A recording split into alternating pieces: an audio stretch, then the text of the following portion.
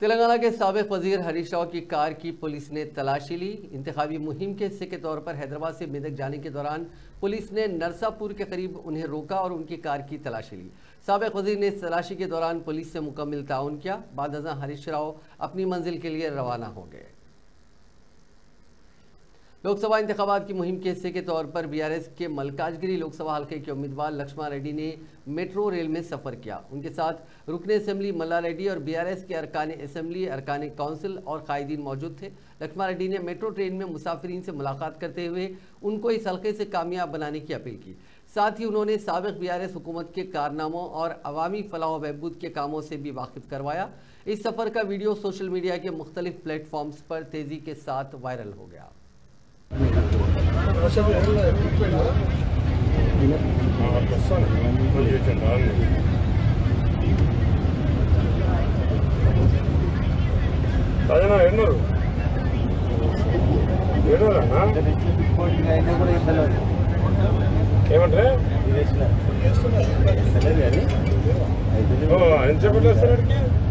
Next station. Okay, nada.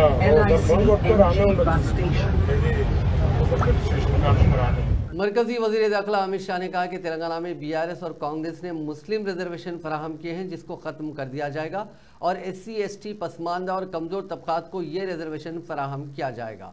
उन्होंने लोकसभा इंतखाबात की मुहिम के हिस्से के तौर पर सिद्दीपेट में जलसे से खिताब करते हुए इल्ज़ाम लगाया कि कांग्रेस अयोध्या में राम मंदिर की तामीर नहीं चाहती थी, जिसने मंदिर की तामीर के खिलाफ मुकदमा दर्ज करवाए थे। ताहम मोदी ने उन मुकदमात में कामयाबी हासिल करते हुए राम मंदिर की तामीर को यकीनी बनाया।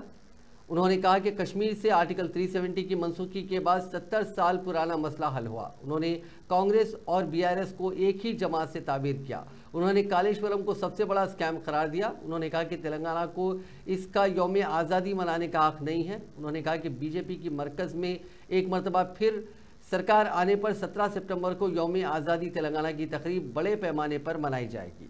कम समय में कांग्रेस पार्टी ने तेलंगाना को दिल्ली का ATM बनाकर रख दिया है। जो टीआरएस ने भ्रष्टाचार किया था, वो भ्रष्टाचार का, चाहे कालेश्वरम का हो, चाहे भूमि घोटाला हो, एक की भी जांच कांग्रेस पार्टी नहीं कर रही है।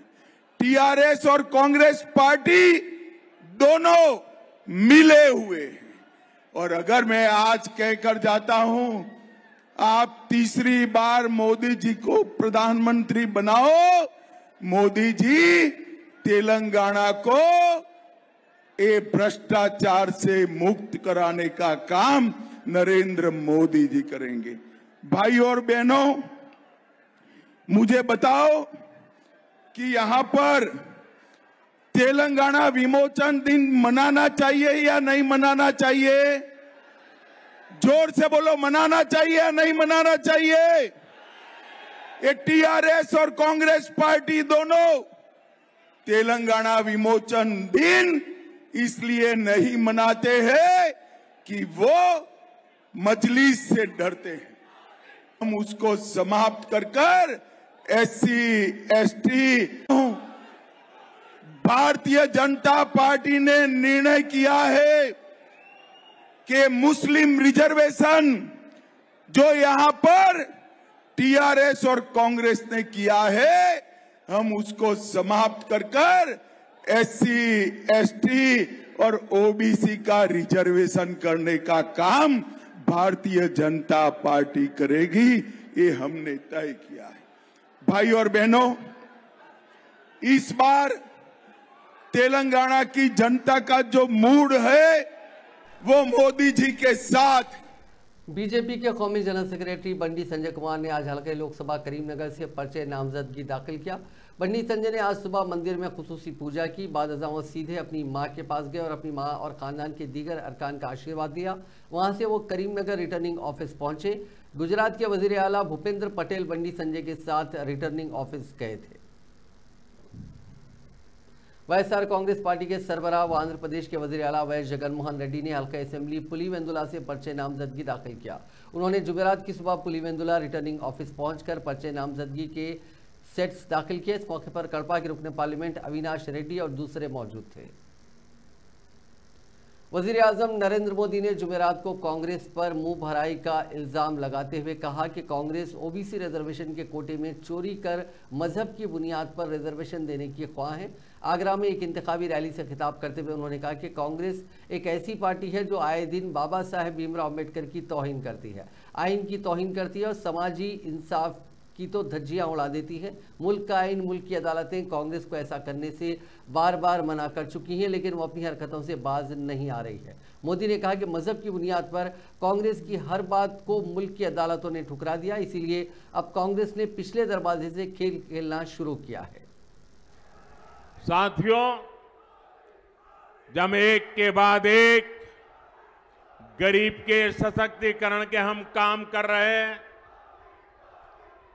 गरीब को गरीबी को परास्त करने के लिए मजबूत कर रहे हैं, एक ऐसा मॉडल है जिस मॉडल की आज दुनिया के लोग चर्चा कर रहे हैं, क्योंकि हमने जो रास्ता अपनाया है, हमने जो मॉडल अपनाया है, उससे आज देश में 25 करोड़ देशवासी जो गरीबी की जिंदगी जीते थे वो गरीबी से बाहर निकले हैं। साथियों, मोदी हमारे देश में हमने तुष्टीकरण की राजनीति बहुत देखी है। तुष्टीकरण की राजनीति ने के देश को टुकड़े टुकड़ों में बांट के रख दिया है। तुष्टीकरण की राजनीति ने सच्चे और ईमानदार। कांग्रेस ने जुमेरात को इल्जाम लगाया कि लोकसभा इंतखाबात के पहले मरहले के रुझानात से परेशान वजीर आजम नरेंद्र मोदी सबसे पुरानी पार्टी कांग्रेस को न्याय पत्र को फिरकावाराना रंग देने की कोशिश कर रहे हैं। कांग्रेस के जनरल सेक्रेटरी, मीडिया इंचार्ज और राज्यसभा के रुकन जयराम रमेश ने आज पार्टी हेडक्वार्टर्स में एक प्रेस कॉन्फ्रेंस से खिताब करते हुए कहा कि इंतखाबात हारने के खौफ से मोदी हमारे मैनिफेस्टो को फिरकावाराना रंग देने की कोशिश कर रहे हैं। इसके साथ ही उन्होंने वाजे किया कि कांग्रेस पार्टी के इंतखाबी मंशूर में विरासती टैक्स या जायदाद की तकसीम का कोई जिक्र नहीं है। मैं साफ कर देना चाहता हूं कि इस न्याय पत्र में विरासत कर का कोई जिक्र नहीं है। विरासत कर हमारा एजेंडा नहीं है। और हकीकत यह है कि 1985 में नए नए प्रधानमंत्री राजीव गांधी जी ने उस विरासत कर को हटाया था और 2014 और 2019 के बीच में अरुण जेटली जी, जयंत सिन्हा और बीजेपी के कई समर्थक, शुभचिंतक, बुद्धिजीवी ने विरासत कर का वकालत उन्होंने की।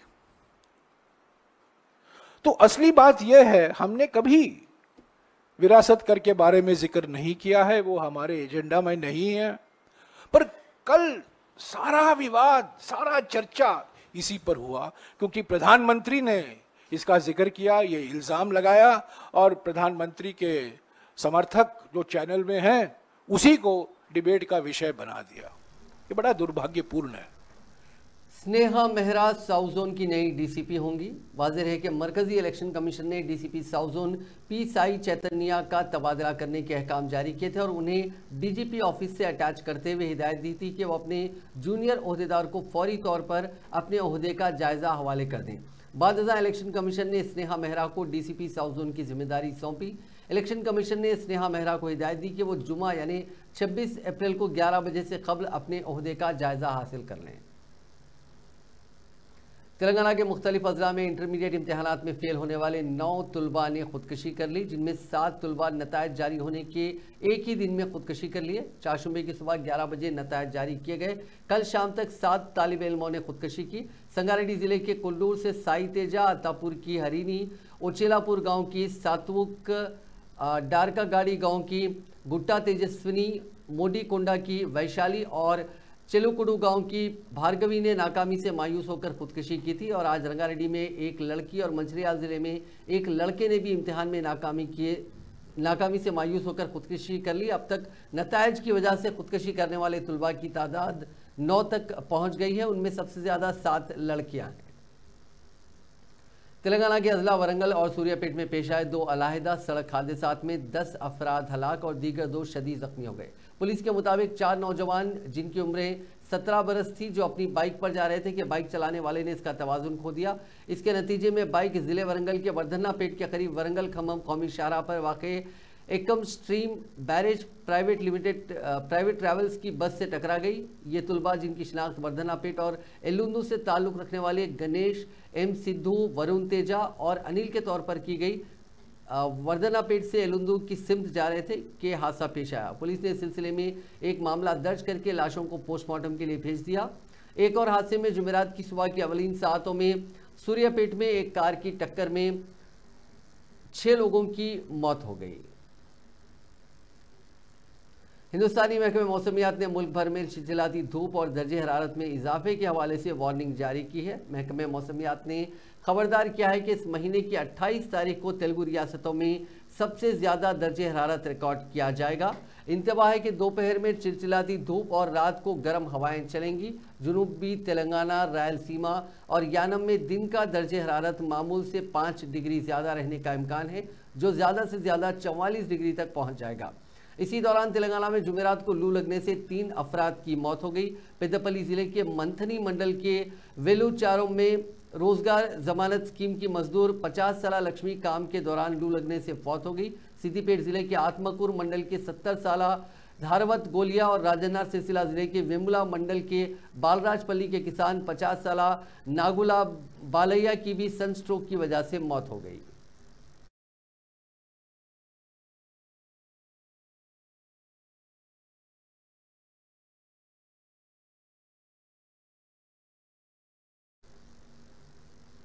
इलेक्शन कमीशन ने वजीर आजम और भारतीय जनता पार्टी के स्टार कैंपेनर नरेंद्र मोदी और कांग्रेस के स्टार कैंपेनर राहुल गांधी की तरफ से अवामी बयानात के जरिए इंतखाबी ज़ाब्ते अखलाक की खिलाफ वर्जी से मुतालिक शिकायत दर्ज की है। जुमेरात को मुख्तलिफ शिकायत पर दोनों जमातों को इंतखाबी मुहिम की नोटिस जारी की गई है। इलेक्शन कमीशन ने बीजेपी के सदर जेपी नड्डा को कांग्रेस पार्टी और हिंदुस्तानी मार्क्सिस्ट कम्युनिस्ट पार्टी की तरफ से मुख्तलिफ इंतखाबी रैलियों में मोदी के कुछ रिमार्क्स के खिलाफ कराई गई शिकायत पर नोटिस जारी किया।